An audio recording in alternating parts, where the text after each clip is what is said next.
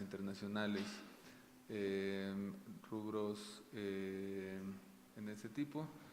¿Qué opinión tienes al respecto? Entonces, tendré 5 minutos, adelante. Sí, me dice que sí, nada más los datos sensibles. No, porque hay datos que no son sensibles, que son datos personales que sí tienen que seguir siendo resguardados por parte de los sujetos obligados. O sea, no solo los datos sensibles se tienen que proteger, sino también los datos personales. Esa sería la respuesta a la pregunta muy concisa de parte del diputado Mauricio Tabe, a quien le hago un saludo. Por otra parte, me decías un tema del presupuesto que hoy fue presentado. Yo creo que estamos en nuevos tiempos. Creo que se tienen que cambiar las formas en todos los sujetos obligados, en el gasto que se tiene que reducir. Digamos, y lo tengo que manifestar porque es de conocimiento, que dentro de los órganos autónomos de la Ciudad de México, el que menos presupuesto tiene es el Infodef. Siempre se ha caracterizado en este tema de la austeridad, digamos. Hay un acuerdo, no está por escrito, pero de hecho en el tema de los viáticos, ¿no?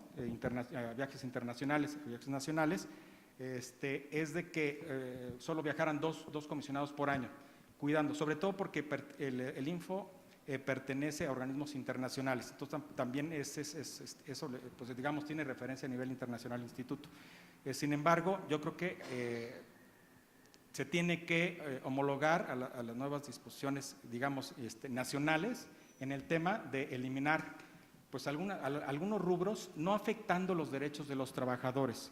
Yo te puedo poner ejemplo el seguro de gastos médicos mayores, el seguro de vida, podrían eliminarse, pero sí hay que resguardar sobre todo el de los servidores públicos del instituto que ganan menos. Yo creo que esa parte no tendría que ser afectada. El otro comentario era sobre… me habías preguntado. La remuneración. Bueno, sí, los comisionados ciudadanos anteriormente teníamos un sueldo alrededor, en términos netos, de 102,000 pesos. Ahorita se señala que no deben de ganar más que el jefe de gobierno, y en este caso, si no mal recuerdo, andaba entre 73, 75,000 pesos, entonces se tendrá que ajustar el salario, el sueldo de los comisionados. Y yo creo que lo considero oportuno, digamos, es suficiente. Anteriormente no había habido la propuesta de bajarnos, pero teníamos una restricción legal porque la ley de transparencia se homologaba, digamos, al salario de los magistrados. Entonces había un impedimento legal que había, pero considero que el salario topado, digamos, o un poco inferior a lo que gana el jefe de gobierno es suficiente para una vida digna. Muy bien. Pues muchas gracias, Luis Fernando. Por nuestra parte sería todo. Muchas gracias por tu participación. Buenas tardes.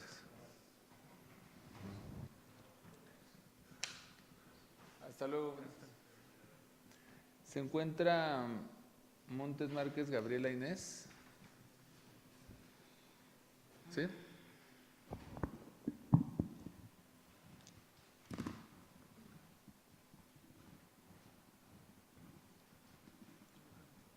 Sí.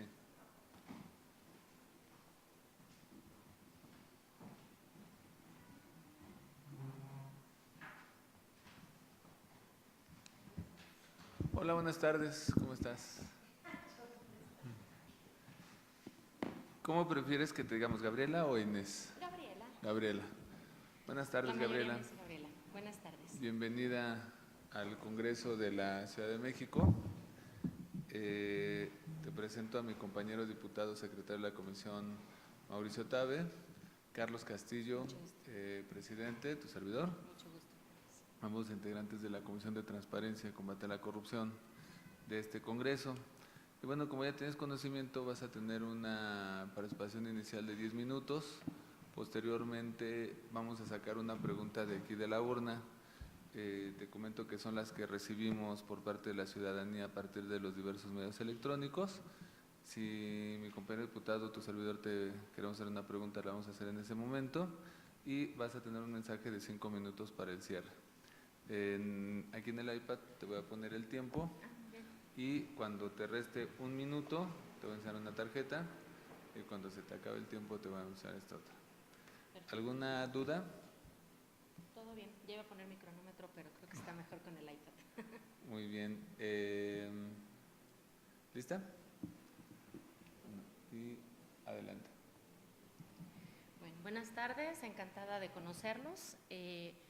Gracias por la oportunidad de poder compartir con ustedes las razones por las cuales aspiro a ser comisionada ciudadana del órgano garante del derecho de acceso a la información y protección de datos personales de esta ciudad. Como habrán tenido oportunidad de revisar ya en el currículum, bueno, soy licenciada en Estudios Políticos y Gobierno por la Universidad de Guadalajara, soy maestra en Administración y Políticas Públicas por el CIDE y doctora en Estudios Organizacionales por la Universidad Autónoma de la Ciudad de México, en donde tuve la oportunidad de estudiar tanto la maestría y el doctorado con una beca de excelencia académica. Ambas instituciones, ambos programas, se encuentran en el Padrón de Excelencia de CONACYT.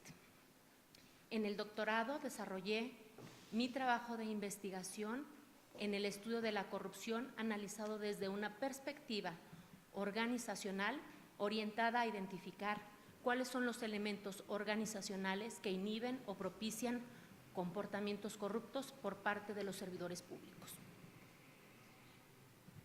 Desde mi formación académica desarrollé la convicción de que contar con buenos servidores públicos y buenas administraciones públicas es fundamental para garantizar el bienestar social. Sin estos dos elementos difícilmente se puede abatir la corrupción, reducir la pobreza, incrementar la calidad de las políticas públicas, fomentar el desarrollo económico y por ende difícilmente podremos mejorar la calidad de vida de todos los gobernantes. La Constitución de la Ciudad de México reconoce en su artículo 3 el derecho a una vida digna.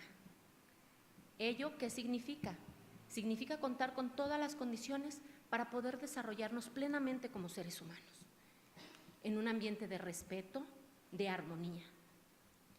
Hoy en día vemos que no está sucediendo esto en el país, en gran medida, creo yo, porque el gobierno se ha llenado de personas que no tienen ni el perfil ni el interés para desarrollar la función pública de manera responsable, ética y comprometida.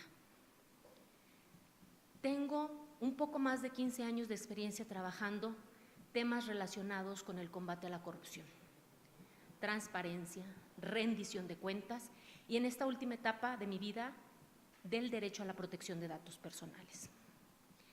Debo confesar que sin lugar a dudas la actividad más enriquecedora de toda mi vida ha sido los 8 años que laboré en el InfoDF. Ingresé a laborar ahí en 2006, unos meses después de que se creara este instituto. Tuve la oportunidad de elaborar o de participar en la elaboración de toda la normatividad para implementar la ley de transparencia. Fui parte del equipo de trabajo que hizo los primeros criterios y metodología para evaluar el cumplimiento de las obligaciones de transparencia. En aquellos momentos éramos muy pocas personas trabajando y nos tocaba hacer de todo: resoluciones, evaluar portales, hasta cargar sillas para los eventos. Me tocó ver de manera grata cómo el InfoDF fue creciendo, fue fortaleciéndose en sus atribuciones y competencias. Fui parte del equipo de trabajo que hizo las primeras 3 leyes, estas que se publicaron en 2008, de protección de datos personales, archivos y transparencia. También tuve la oportunidad de colaborar activamente de nueva cuenta en la elaboración de toda la normatividad secundaria. Fui la primer directora de protección de datos personales de esta institución. Me tocó elaborar toda la metodología para verificar el cumplimiento de dichas obligaciones, trabajar de la mano con todas las unidades de transparencia de los sujetos obligados de la ciudad, asesorándolos, diseñar los cursos focalizados y los talleres que se realizan todavía hoy en día indebidamente, porque ya hay otra ley. Y para culminar en la maravillosa oportunidad de hacer la primer guía para facilitar el cumplimiento de la Ley de Protección de Datos Personales. Siempre mi actividad profesional ha estado orientada a garantizar un ejercicio comprometido. Nunca he sido una servidora pública de horarios. Si hemos tenido que trabajar hasta altas horas de la noche, a muy tempranas horas de la mañana, lo he hecho. Fines de semana, de igual manera. Hoy en día trabajo en el Instituto Nacional de Transparencia, en el INAI, para no decir todo el nombre. Soy secretaria de Acuerdo y Ponencia. He tenido la oportunidad de adquirir nuevas habilidades profesionales. Me corresponde sustantivamente la sustanciación de los recursos de revisión que se sustancian en el instituto, revisar el resto de los procedimientos, atracciones, inconformidades y de verificar o revisar los proyectos que se someten a la consideración del Pleno en materia de datos personales de particulares. Además de revisar otros asuntos vinculados con el combate a la corrupción. Por señalar, el último proyecto en el que estuve involucrada es el proyecto del M68, que es una exposición virtual que se realizó y que se lanzó el pasado 2 de octubre. También tuve la oportunidad de colaborar en el proyecto Memoria y Verdad, donde se colocó a disposición del público una gran cantidad de información relacionada con violaciones graves a derechos humanos. Siempre he buscado la forma de cómo sí hacer las cosas, cómo hacer frente a los no se puedes, cómo luchar contra corriente para que en esta ciudad y en este país tengamos mejores condiciones de vida, poniendo mi pequeño granito de arena. Si ustedes me favorecen con su apoyo para ser comisionada ciudadana, ¿qué haría? Creo que hay una gran agenda pendiente, hay mucho trabajo por hacer. El instituto fue descuidado. Las tareas en materia de transparencia, combate a la corrupción, rendición de cuentas y protección de datos personales y archivos fueron dejadas de lado, tristemente. Me comprometo a impulsar una agenda urgente para que en cuanto se nombren se calendaricen sesiones extraordinarias para abatir el rezago de la resolución de los recursos de revisión tanto de acceso como de datos, así como las denuncias de transparencia y de protección de datos personales. Quiero destacar que al 28 de noviembre el INAI ha traído 900 recursos de revisión, de los cuales 220 siguen pendientes por resolverse a este miércoles. En cuanto se nombren los comisionados, todos los asuntos pendientes serán devueltos al instituto, porque la razón que motivó la atracción quedó sin efectos. Todos los recursos que están llegando al INAI están en el día 30 a 35. ¿Esto qué quiere decir? Que el Info CDMX tendrá menos de una semana en algunos casos para resolverlos. Evidentemente se necesita gente con capacidades profesionales para hacer frente a estas cargas de trabajo. Además, propongo reestructurar la institución para crear las ponencias. Esta figura que desde hace años fue establecida en el artículo 243 de la Ley de Transparencia Local. Propondría también reestructurar la Dirección de Evaluación y Estudios para que las funciones de transparencia proactiva sean canalizadas hacia la Dirección de Vinculación con la Sociedad, al igual que los temas de gobierno abierto. ¿Por qué? Porque solo trabajando con la sociedad podemos definir cuáles son los temas que son de interés para ellos. El interés público, el interés colectivo no se define desde un escritorio, se define trabajando con la gente. También propondría revisar el programa operativo anual, sería en un momento clave porque el presupuesto se aprueba a finales de año, el instituto tendrá que reformular su POA con base en lo que apruebe el Congreso de la Ciudad para dar prioridades a actividades sustantivas como la difusión, la promoción, pero no en medios, no en prensa, a través de redes sociales, a través de interacciones con la sociedad. Conectarnos con sociedades de padres de familia, juntas de vecinos, con diferentes tipos de organizaciones y salir de nuestro círculo rojo de los paneles de expertos. Por supuesto, sin perder la conexión que se tiene con todas estas organizaciones expertas y especializadas en el tema.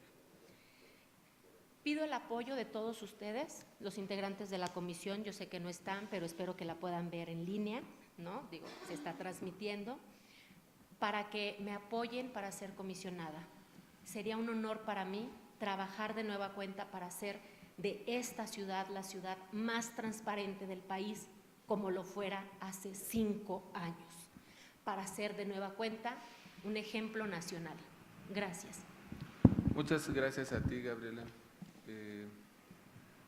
Diputado, si nos puede sacar una pregunta de la ciudadanía.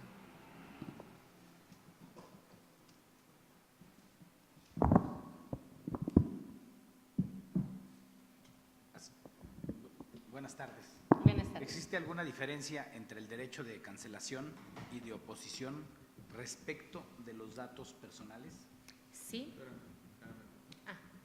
Perdón. Yo también te quisiera preguntar si sabes cuál es la remuneración actual que van a tener las personas comisionadas.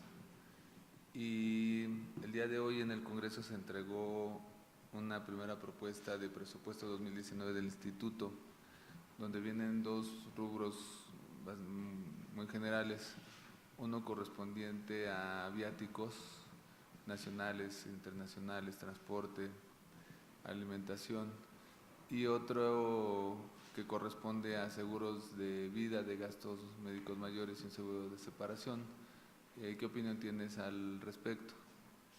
Entonces, te vamos a dar 5 minutos para que puedas responder y adelante. Bueno, en primer término, sí hay una diferencia entre el derecho de cancelación y de oposición de los datos personales.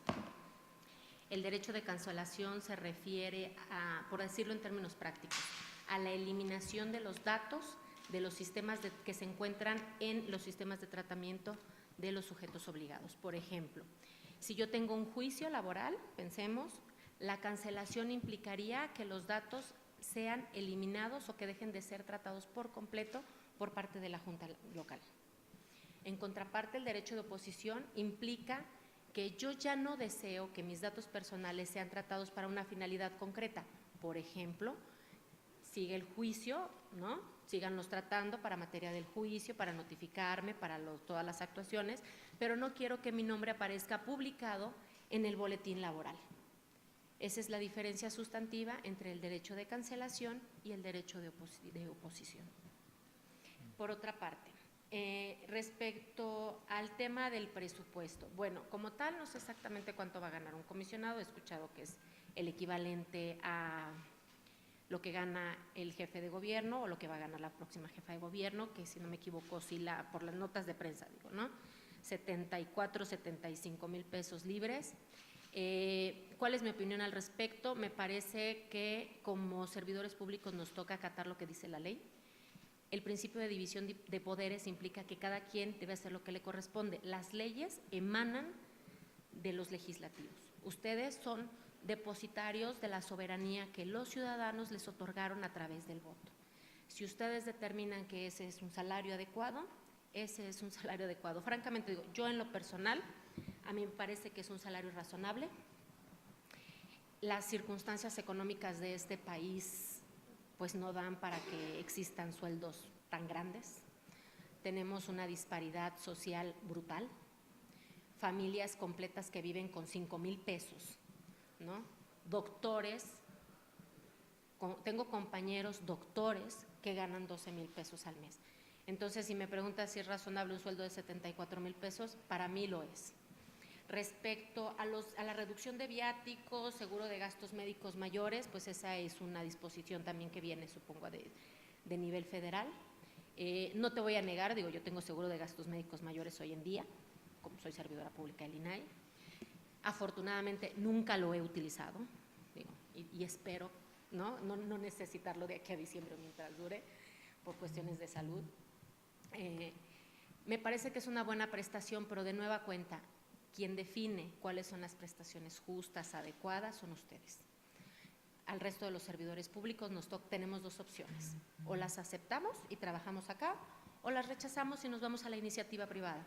Creo que eso es muy claro, opciones de mercado, de laboral existen y alternativas de movilidad. Por último, respecto a la reducción de viáticos, bueno, a mí me ha tocado salir de viaje, debo señalar, siempre me sobra dinero, soy austera, ¿no? No sé si sea porque como las mujeres nos acostumbramos a cuidar el dinero, ¿no? Tenemos que hacer rendir el dinero siempre, no sé si sea eso o de qué dependa, pero no, digamos que estos temas para mí no son problema. De hecho, muchas veces comentamos, cuando fui directora de datos personales, yo tenía un presupuesto muy chiquito, ¿no? Muy chiquito. Nos tocaba hacer los eventos y la cafetería, nunca contratamos cafetería porque era cara, ¿no? Digo, por señalar un ejemplo. Creo que se pueden hacer muchas cosas con poco dinero, cuando tienes la intención, la capacidad y la disponibilidad. En contraparte, puedes darle mucho dinero a una persona que no está preparada y no va a dar ni el 10% de los resultados que te daría una persona preparada y dispuesta. Por eso, como les comentaba, bueno, de nueva cuenta pediría su apoyo y la oportunidad para trabajar y volver a colocar a esta ciudad como un ejemplo nacional. Muchas gracias.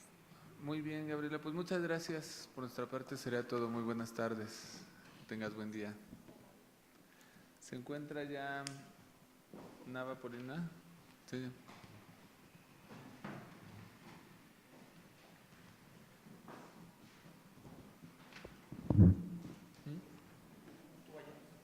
Bien.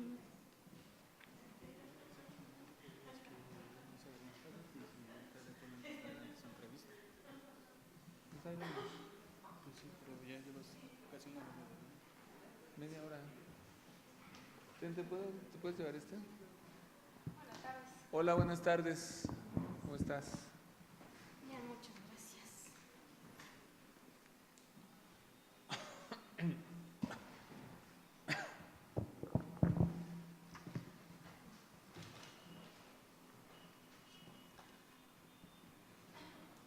El horario de tu entrevista es a las 5:30 y son 5:05, vamos un poco adelantados. ¿Tienes algún problema de que adelantemos tu entrevista o prefieres que esperemos a la hora?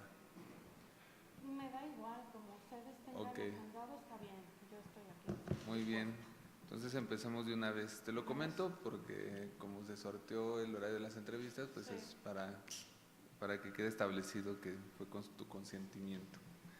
Y bueno, pues Sí, claro. buenas tardes, mi nombre es Carlos Castillo, yo soy presidente de la Comisión de Transparencia y Combate a la Corrupción de este Congreso. Se encuentra también mi compañero diputado Mauricio Taz, secretario, pero tuvo que salir un momento, ahorita se incorpora. Y bueno, como tienes ya conocimiento, tienes en este momento 10 minutos para generar tu participación inicial. Posteriormente vamos a sacar de aquí de la urna una pregunta al azar de las que nos hicieron llegar la ciudadanía en general a través de los diversos medios electrónicos y el diputado Tadeo, tu servidor, vamos a poder hacer preguntas para finalizar con un mensaje tuyo de 5 minutos. Aquí en el iPad te voy a poner el tiempo y cuando te reste un minuto te voy a enseñar una tarjeta y cuando se te acabe el tiempo te voy a enseñar esta otra. ¿Alguna duda? ¿No? ¿Tú me dices si ya estás lista? ¿Sí? Sí. Bueno, entonces, adelante. Buena tarde a las personas presentes y a quienes están conectadas a través de la señal en línea. Diputado, integrante de la Comisión de Transparencia y diputadas que posteriormente vean esta entrevista, les saludo. Reconozco que en este segundo momento, después del trunco proceso de diciembre pasado, en que los legisladores buscan designar a comisionadas y comisionados de transparencia, apremia contar con el sistema local anticorrupción tras meses de ausencia de la institución colegiada. Es aún más imperante la encomienda a esta soberanía si consideramos las disposiciones de avanzada de la Constitución de la ciudad. Dar cumplimiento al Parlamento abierto, a la rendición de cuentas, a la fiscalización y al combate a la corrupción, con servidores públicos íntegros. Estos son los retos. En este contexto y 11 meses después, tomé la decisión de postular nuevamente mi perfil profesional para la valoración de este Congreso. Estoy convencida de que los cargos públicos requieren brindar confianza ciudadana, observar objetividad, probar especialidad y tener un ejercicio del Estado democrático de derecho con criterios de apertura. En consecuencia, hago manifiesta la solicitud respetuosa a esta comisión para que consideren hacer públicas todas las valoraciones de perfiles de quienes participamos en este proceso Incluso sería ideal que a pregunta expresa tuviéramos la posibilidad de que esta comisión publicara las declaraciones 3 de 3 que presentamos como requisito para postularnos. Quienes aspiramos a prestar un servicio público no deberíamos tener nada que ocultar. Dicho lo anterior, refiero que mi participación la dividiré en 3 partes: diagnóstico, propuestas de trabajo y trayectoria. La corrupción afecta infinitamente más a los pobres porque desvía los fondos destinados al desarrollo, socava la capacidad de los gobiernos de ofrecer servicios básicos, alimentar la desigualdad y la injusticia. Esto refiere la Convención de las Naciones Unidas contra la Corrupción. Recordémoslo, la corrupción es costosa para todas las personas, aún más para los que menos tienen. De acuerdo con el Índice de Percepción de la Corrupción, México ocupa el lugar 135 de 180 países. Ante casos como la estafa maestra, las empresas fantasma, la discrecionalidad del gasto en publicidad oficial o la opacidad en los recursos de fideicomisos, sostengo que ni la transparencia, ni la rendición de cuentas, ni el acceso a la información, mucho menos la fiscalización y la reparación del daño al erario, son negociables.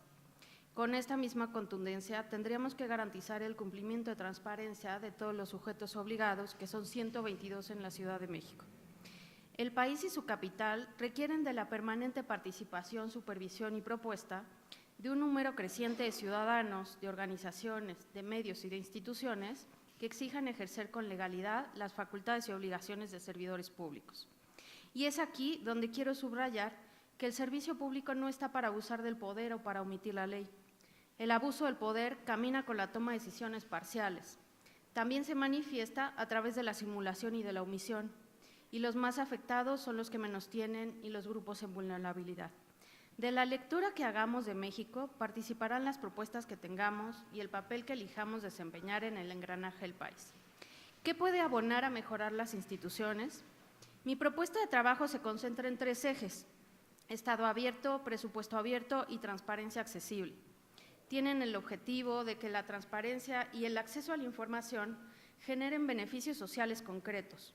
Es aquí donde quiero remarcar que el combate a la corrupción debe estar enfocado a beneficiar a la población vulnerable y más necesitada, y la puerta de acceso es justo garantizar la transparencia y el acceso a la información.